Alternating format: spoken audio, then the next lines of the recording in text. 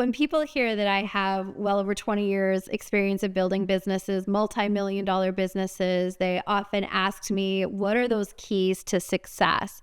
And so I thought today I would run through some of the patterns that I've seen in businesses that have reached a high level of success.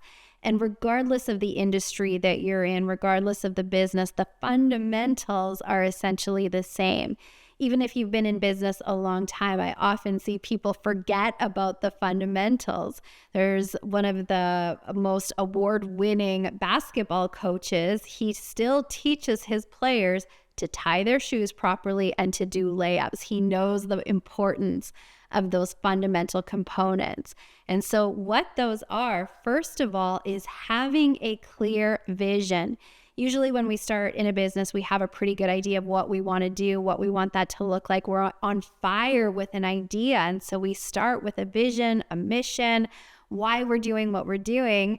And then quickly what happens is we get so busy in the day-to-day and the tasks and putting out fires, and it's really easy for that vision to fall away. I've witnessed a company that was 40 years in business, highly successful, that really operated from a very clear vision, a very clear mission. And inside a structure change, that vision disappeared. And within less than 3 years, after 40 years of successfully running, less than 3 years, that company just completely fell apart and doesn't exist anymore. Having that vision at the center of everything that you're doing. And remember, we have to revisit our vision.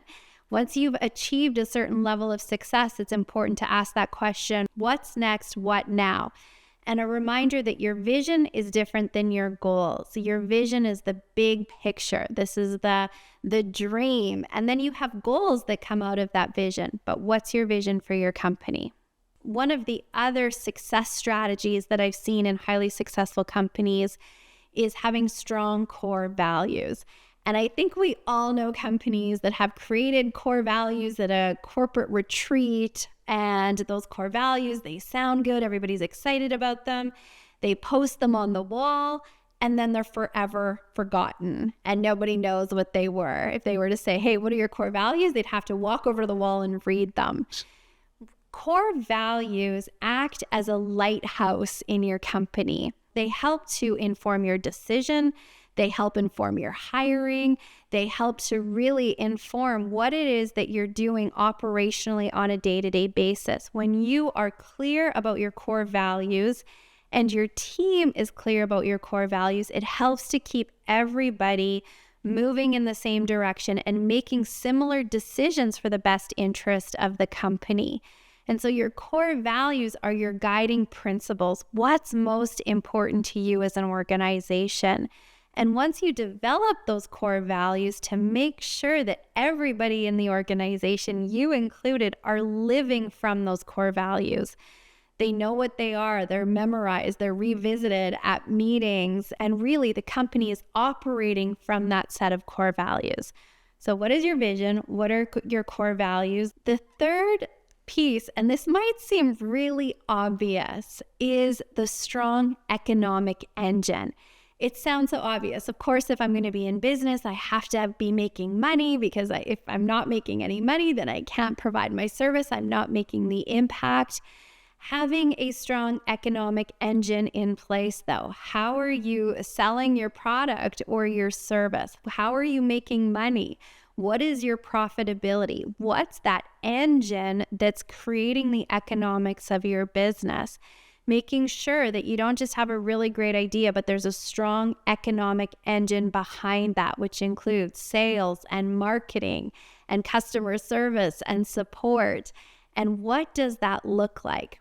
Knowing what that economic engine is and having that really clearly outlined, it will help you to inform your priorities. And when you have all of these great ideas that start to come from your team and suppliers and outside, and you start to dream them up, make sure that you're always going back to that economic engine. Is this going to take away from that? Is it going to enhance it? I've seen lots of companies get distracted by big ideas, and they take their attention off the core economic engine, and that's when they get in trouble. So do you have an economic engine developed? And are you keeping that front and center? And when you have new ideas, it doesn't mean don't explore other ideas, but make sure you're not forgetting about that primary economic engine.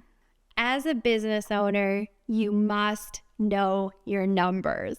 And I know for some of you, you're like, heck yeah, I know my numbers. I've got a really good idea of what my sales are, my profitability, my cash. I love getting in there. I love Excel spreadsheets. I'm on it. And for some of you, it's much easier just to ignore it and pretend it doesn't exist.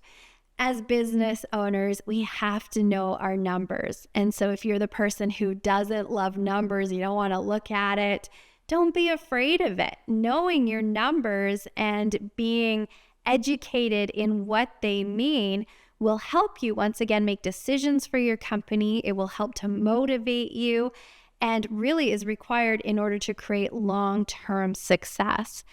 Knowing your numbers, it's really interesting. I was working with a client once, and I always tell my business clients, know your numbers. And she came to me and she said, I just don't think things are growing and moving forward. And she was feeling a little discouraged. And I said, well, what are the numbers? What do the numbers say? And she went and she ran her numbers and she realized that she had actually doubled her revenue. So here she is feeling discouraged. And it was simply an emotional reaction to what was going on. She hadn't been working as much, working as hard, so maybe it wasn't growing. But when she looked at the numbers, she realized, wow, things are actually going in the right direction. And all of a sudden, she's excited and she's motivated and she gets back to work. Knowing your numbers can really help to inform your actions, your decisions, and it can keep you motivated and inspired. So what are your numbers? Know your numbers and get educated on that. And don't be afraid to hire that out if it's bookkeeper, accounting. But the key is there's a difference between delegating and abdicating. So even if you have somebody else that's saying, oh, they're responsible for the numbers, you as a business owner, you're responsible for the numbers. So you can have somebody else working on it, but you also want to have an active role in your finances and your numbers. The final success pattern that I've seen for successful business owners is in their network and in their relationships. There's a saying that your network determines your net worth. You can't do your business on your own. Relationships and people are going to be at the center of that business. If you run a hotel, without people, it's just a building. It's the people that make that a business. Relationships will be at the center of everything you do. If that's relationships with customers, if that's referral partners, if that's vendors or suppliers, distributors, if that's your staff, your team, relationships are going to be at the core of everything that you do. Don't forget to put people first and really looking at who's in your network. How are you developing? How are you building those relationships and nurturing those relationships? The more you put that front and center in your business, it will absolutely increase your net worth. These are some of the foundational pieces that are important in every business, and it's important to revisit them often. And I would say having structures in place to check in with yourself, with your team, what's working, what's not working, what do we want more of, what do we want less of, and we're constantly course correcting. Having structures in place where you're doing those self-reflections, those reviews, looking at the performance of the business. And if you do that often in a structured way, you course correct sooner, which will help you have more success. I love business and I absolutely love the mindset piece. And I know that when we combine that strategy with the business along with a growth mindset and some of the other things that we teach on this channel, you can create great results. And business owners play such a key role in our communities, in our provinces, in our countries, as far as being decision makers and influencers and creating the economy of where we live. So I just want to applaud you. It is not easy being an entrepreneur. It can feel very lonely at times, but I want to applaud you for going after your dreams in this way. You're doing important work in the world. I'm Stacey Berger. Here is to you living a life that you love.